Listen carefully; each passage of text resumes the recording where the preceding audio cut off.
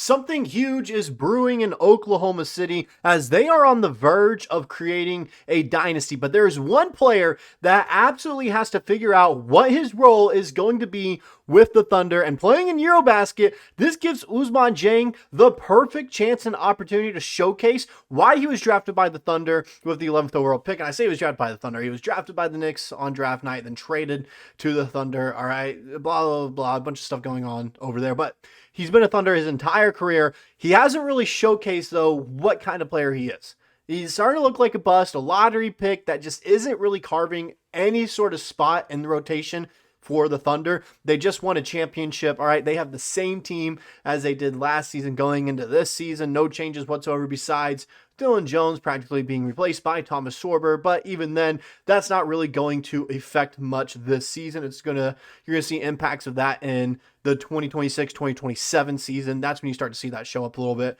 Ousmane Dieng, though, he has to figure out what kind of player he's going to be in the NBA, though. And EuroBasket gives him the perfect opportunity to showcase his skill set and really show why the Thunder drafted him and if he can be a role player with the Oklahoma City Thunder. Before we get into all this, though, quick moment to recognize that we are at 6,232 subscribers at the time I'm making this video here. I want to hit 7K before the preseason starts. That's like in a month and a half. I know we can hit that goal. So if you guys enjoyed the content on the channel and you want to support, the best way to do so is by hitting that subscribe button. Go ahead, hit that bell notification as well so you can stay up to date on all your Oklahoma City Thunder news. With that out of the way, let's go ahead, get into talking about Ousmane Dieng here, who is he's an interesting player.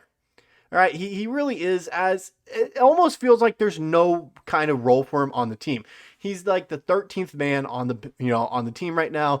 Like at the end of the bench, he's only going in garbage minutes or in games with load management towards the end of the season where Shai, Dub, Chet, all these guys aren't playing to not risk getting injured. We saw that in the 2023-2024 season, then this past season 2024 to 2025, where Dieng was really only playing in garbage time minutes or when load management was going on, especially when there was no center for the team either. Chet Holmgren was down, Isaiah Hartenstein was down. That's when Dieng got some minutes, but then Brandon Carlson was a guy that's really stepped up for the Thunder who looked better than Dieng at times. The difference is Carlson is 26 years old, I believe. Dieng is 22 years old. 4-year difference, all right, between the two players. Still not trying to create excuses for Dieng why his play, I don't even want to say has been poor, just lackluster, because we haven't seen much of him. Rylan Stiles kind of gave us a perfect breakdown of what's happening with Dieng right now. This summer, the still just 22-year-old will head overseas to take part in EuroBasket with Team France. There's no question that this is a massive opportunity for Dieng, even to just practice with and play in the exhibition stage against the high-quality NBA players around him all August. For the exhibition play of EuroBasket, Dieng is flanked by 10 other players with NBA experience, headlined by youngsters Bilal Coulibaly, Alex Sarr, and Zachary Rissacher. Out of practice for Team France, Dieng was filmed sinking multiple half-court shots at the end of the team's shoot-around. The young wing appears confident and comfortable in this environment, which has a chance to make him tangibly better next season. Rylan Stiles over at Sports Illustrated and Locked On Thunder, he wrote about this, and I do think this is the perfect opportunity for him to showcase what player he is. It truly is, okay? We've seen glimpses and flashes of Dieng being this guy that can be a key role player for the Thunder. He's a 6'10 forward, super athletic. He has every skill set in his bag. It's just he doesn't excel or is good at one thing. He's average or below average at everything in his game from what we've seen. But we've seen these glimpses of him being a great physical presence, driving down the rim, being a good slasher. We've seen, glimpses of him being a great shooter. We've seen glimpses of him being a great playmaker, a passer as well. We've seen glimpses of him being a great defender. It's just we haven't seen any of that translate into one full game. Okay, he either does really good at one thing and then fails at everything else in a game, or he puts it together in some garbage time and he gets some more minutes in a game that's, not garbage minutes. He's getting legit rotation minutes in the next game, and then he just, he crumbles under pressure. That's what it is. We haven't seen him truly perform at and excel at a great level yet. And I can go ahead and show you some highlights from his career so far. You can see there are glimpses like that finish right there. He finishes around the rim quite well. The mid-range game has definitely improved. For Team France, he was knocking down some mid-ranges as well to start the international play here this summer. But you can see When he feels comfortable, he looks really good at that. Look at that slam and drive right there. Right here, going down the rim. Look at the pass fake, boom, up for the layup. When he's confident, he is a good player. But he has to keep this confidence. That's what it is. It feels like anytime he tries to make, improvements and tries to get better, it doesn't work out for him for some reason. I know some of these highlights are very old when you look at it. It's just, these are really the only opportunities he's ever gotten was in his first and second year. His third year, he was bouncing back and forth between the G League a ton again, faced some injury problems. It's never really all clicked for Ousmane Dieng at the same time. He's either dealt with injuries once he started playing well, and then he comes back and rarely ever plays, or he's really performing below par, or he's just in the G League the entire time getting these reps so he can stay fresh, and then he rarely ever gets time up at the NBA level because he's spending so much time with the Blue. Now, this next season, he shouldn't have that problem. He should not be spending majority of his time with the Blue. This next season, he should be staying with the Thunder a good amount of the time. All right, probably the whole season. He has the skill set, he has the tools, he has the capabilities to be a role player. He just has to realize that. All right, that's what it is. We can go ahead and take a look at some key box scores as well. This was towards the end of the season. You can see some solid performances scattered throughout here. There's a 21-point performance there against Milwaukee Bucks. He had 31 minutes of play there, and he went 9 of 13 from the field. 9 of 13, that's good.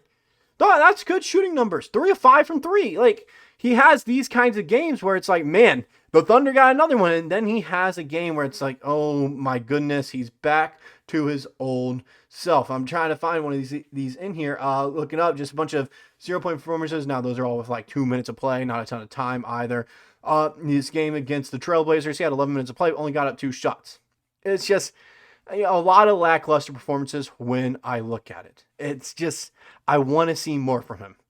All right, and I know a lot of these games you look at, he hasn't gotten a ton of minutes, and that's been a big problem with his career so far is the fact that he hasn't gotten a ton of minutes. It's just, I want to see more from him. We can go ahead and take a look at his career stats so far too. He's actually gone down with his stats every single season. He's also gone down in games played compared to his rookie year. It's just, for some in minutes per game as well. The team is getting better, and I don't want to say Ousmane Dieng is getting better because you've seen these glimpses and flashes, especially at the G League level, where he has become a better player. It's just this Thunder team has gotten so much better. He's not getting the opportunities anymore. He isn't. 14 minutes a game, all the way down to 11, all the way down to 10. All right. 4.9 points per game, all the way down to 4, all the way down to 3.8. It's constantly decreasing, and that's not what you want to see out of a young player. You expect their stats to rise the older they get because more comfortable and better that they're getting, and they should be getting more time. But for Ousmane Dieng, it's the complete opposite scenario because everyone else's team has just progressed at a really impressive rate. That's what it was. All right, and you see a bunch of players that happen to Trey Mann as well. We saw the glimpses and flashes. He's balling out in Charlotte now. It's just he wasn't progressing at the same rate as a bunch of other players. That's why he was a part of that trade package. That's what it was. There's a ton of guards and forwards on the team. Was he ever going to get that opportunity? Probably not. I'm worried about the same thing with Ousmane Dieng now when I look at him. It's just there's not really much to work with here. The only thing that's impressive to me is his percentages going up. The 3-point percentage going up a little bit. Now, he's still making the same amount, just attempting less shots. So it's kind of a hard stat to actually look at, especially with his field goal percentage as well. It's just like it's hard to actually tell what's going on. That's what it is. All right. It's hard to tell if he really is progressing, if he's becoming a better player or not, because he's rarely getting the time. EuroBasket, though, he has to ball out. He does. There's no exception to it. He has to play really well in EuroBasket and showcase to Sam Presti and Mark Daigneault and everyone else on this team, like, look, I'm competing against NBA level talent. All right. He's going to be playing against guys like Luka Doncic, Nikola Topic as well, Nikola Jokic. He's playing against some top tier talent over in Europe. He's playing with some good players as well, with Alex R, Zachary Rissacher, and Bilal Coulibaly, also young guys who have a ton of potential as well that are trying to show to every single player and staff member and their organization, like, this is why you drafted me. Ousmane Dieng's trying to do the same thing. Okay, he is. It's just he really does have to lock in EuroBasket if he wants a spot in the Thunder long term and to get a second contract with the team. Because if he does it, he will either be traded before the end of the season, or the Thunder just won't sign him to an extended deal. Kind of the same limbo situation with Josh Giddey right now. That's all I got for this video. Let me know what you guys personally think. Is Ousmane Dieng going to be a member of the Thunder in the at the end of the season, or is he going to be traded? All right, let me know what you guys personally think in the comment section below. See you guys in the next one.